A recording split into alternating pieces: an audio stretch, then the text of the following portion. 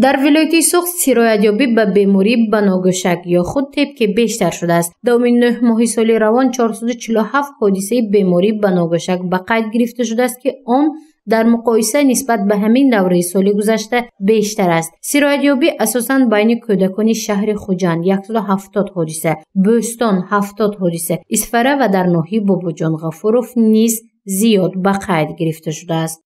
زمان خصوصا در شهر خوجند بیماری ها انامین بیماری بناگوشک بسیارتر به قید گرفته شده ایستاده است.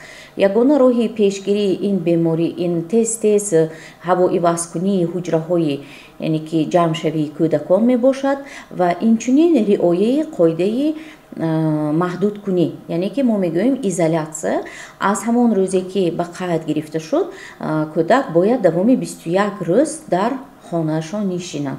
این هم کودک برای تبابتش آسان می شود و هم ما دیگران را از سرایت‌یابی امین نگاه می داریم.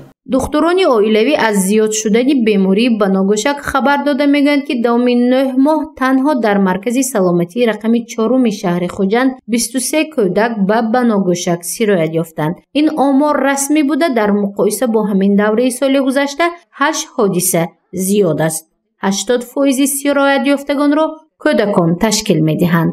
برای معالجه بناگوشک من همچون دکتر توصیه میدهم که البته معاینه دکتر عائلوی را گذارند. هنگام ضرورت پیدا شدن معاینه سرایت شناس را گذاشته توصیه آنها را البته قبول کنند. دیگر همه این کارهایی که به نزد داملا میرون و میخوانند و ایریمش را اجرا میکنند این همش به معیار جامگاه نیست. نه، این از روی تیپ یکون جای اساسی بیاش نیست است. اساس طبی نداره.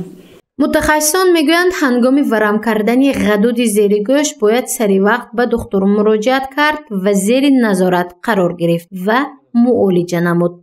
در عکس حال عاقبت آن به بی‌نسلی آورده میرساند. آن مخصوصا به پسرکان تعلق دارند، میگوید سرایت شناسان. در خلق این بیماری رو طبقی میگن یکن در زبان تیپ این بیماری رو بیماری بناگوشک یعنی که هنگام ورم کردن توگون‌های لیمفاتیکی در اساساً در کودکان این به نظر گرفته می شود و حاضر که وقتی تیرماه است و زیاد شوی این بیماری در نظر است. برای چی؟